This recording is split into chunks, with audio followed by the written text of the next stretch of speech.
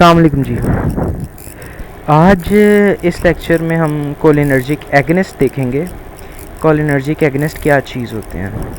अब cholinergic agonist वो drugs होती हैं जो कि कोलिनर्जिक रिसेप्टर्स को जाके स्टिमुलेट करती हैं। अब हमने लास्ट लेक्चर में पढ़ा था कि कोलिनर्जिक रिसेप्टर्स दो टाइप के होते हैं, एक मस्करेनिक होते हैं और एक निकोटिनिक होते हैं। अब इनमें कुछ ड्रग्स ऐसी होती हैं जो डायरेक्ट एक्टिंग होती हैं। डायरेक्ट एक्टिंग से मुराद कि ये मस्करेनिक रिसेप्टर्स और निकोटिनिक रिसेप्टर्स को डायरेक्टली जाके स्टिमुलेट करती हैं या ये दोनों को जाके स्टिमुलेट करती हैं। और सेकंड टाइप जो होती है वो हमारे पास आ जाती है इनडायरेक्ट एक्टिंग। अब इससे पहले एक कॉन्सेप्ट है कि फॉर एग्ज़ाम्पल ये एक न्यूरॉन है,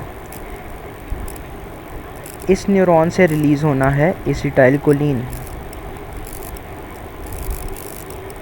और एसिटाइलकोलिन जाके स्टिमुलेट करेगा यहाँ पर मस्करेनिक और निकोटिनिक रिसेप्टर्स को। और जब ये इन रिसेप्टर्स को स्टिमुलेट कर देगा तो उसके बाद यहाँ पर एसिटाइलकोलिनेस्ट्रेज एंजाइम होता है, वो इस एसिटाइलकोलिन को जाके डिग्रेड कर देता है। ठीक है, अब इनडायरेक्ट एक्टिंग कोलिनर्जिक एगनिस्ट में कौन सी ड्रग्स आ जाती हैं? वो ड्रग्स आ जाती हैं जो इस एसिटाइलकोलिनेस्ट्रेज एंजाइम को इनहिबिट कर देती हैं। एसिटाइलकोलिनेस्ट्रेज इनहिबिटर्स आ जाते हैं इनडायरेक्ट एक्टिंग में। उससे क्या होगा कि यहाँ पर एसिटाइलकोलिन की अमाउंट ज़्यादा हो जाएगी और वो इन रिसेप्टर्स को स्टिमुलेट करेंगे। ठीक है, अब डायरेक्ट एक्टिंग में हमारे पास सबसे पहले आ जाता है मस्करेनिक एगनिस्ट। अब मस्करेनिक रिसेप्टर्स जो होते हैं वो पैरासिम्पथेटिक कंपोनेंट होते हैं, इसी वजह से मस्करेनिक एगनिस्ट को हम पैरासिम्पैथोमिमेटिक ड्रग्स भी कहते हैं। ठीक है, अब इसमें हमारे पास 3 ड्रग्स आ जाती हैं। इसका निमोनिक है mean blood pressure, muscarine, bethanechol and pilocarpine. Second cholinergic agonist वो होते हैं जो निकोटिनिक चैनल्स को या निकोटिनिक रिसेप्टर्स को जाके स्टिमुलेट करते हैं। उनमें हमारे पास 2 ड्रग्स आ जाती हैं, निकोटीन एंड लोबलिन।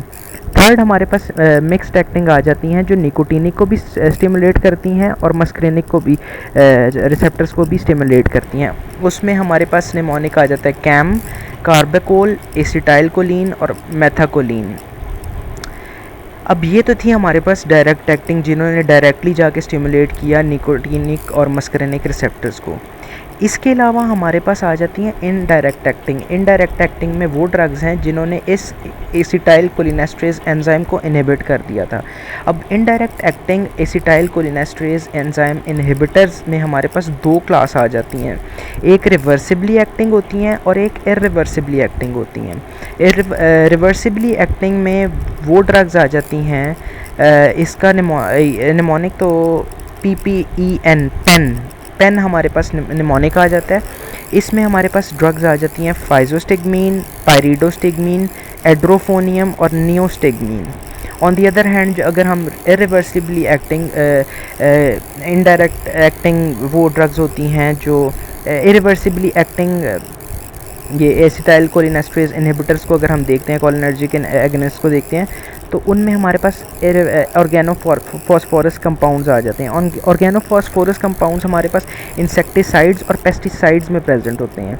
इनमें हमारे पास मेलाथायोन, पैराथायोन, इकोथायोफेट, आइसोफ्लूकोफेट, ये 4 ड्रग्स आ जाती हैं।